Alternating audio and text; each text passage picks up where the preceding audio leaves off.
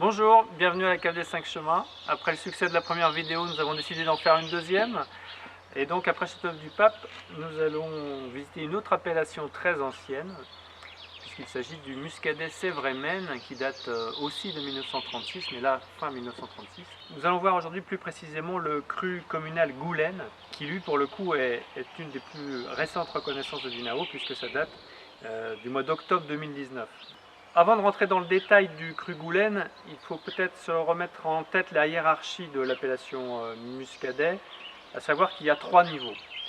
Au premier niveau, nous avons l'appellation régionale muscadet, qui couvre toute la zone. Au deuxième niveau, on a l'appellation sous-régionale, les 3 appellations sous-régionales, muscadet Côte de Grandlieu, muscadet sévrémen et muscadet Coteaux de la Loire. Et puis donc est apparu récemment ce 3e niveau, qu'on appelle cru communal. À terme, nous aurons 10 crus communaux. Il y en a 7 aujourd'hui reconnus par l'INAO. Clisson, Gorges, Le Palais ont été reconnus déjà depuis 2011. Viennent d'être reconnus Goulaine, Château-Thébault, Mousillon-Tillières et Monnières-Saint-Acte.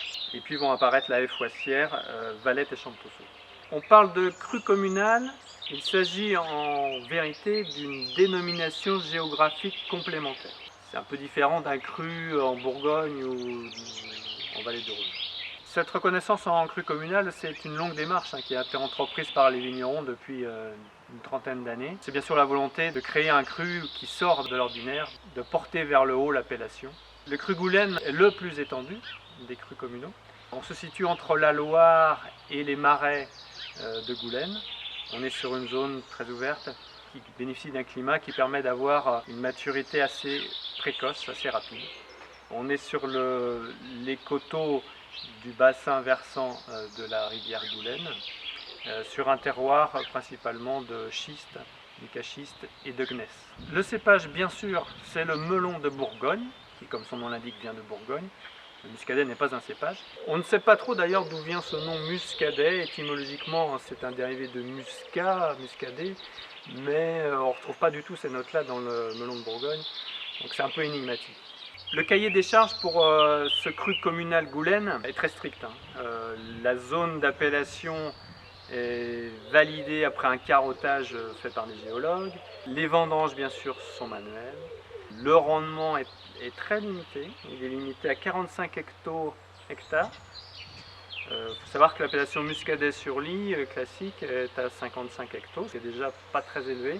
Juste à titre de comparaison, en Alsace, par exemple, pour citer un autre vignoble, un autre grand vignoble en vin blanc, peut aller jusqu'à 80 hectares. L'élevage doit se faire sur lit fine pendant au moins 18 mois.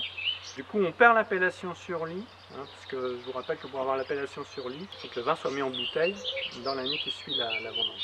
En ce qui concerne la cuvée que je vous présente aujourd'hui, il s'agit de la cuvée de chez Raphaël Luneau, la cuvée Goulaine donc.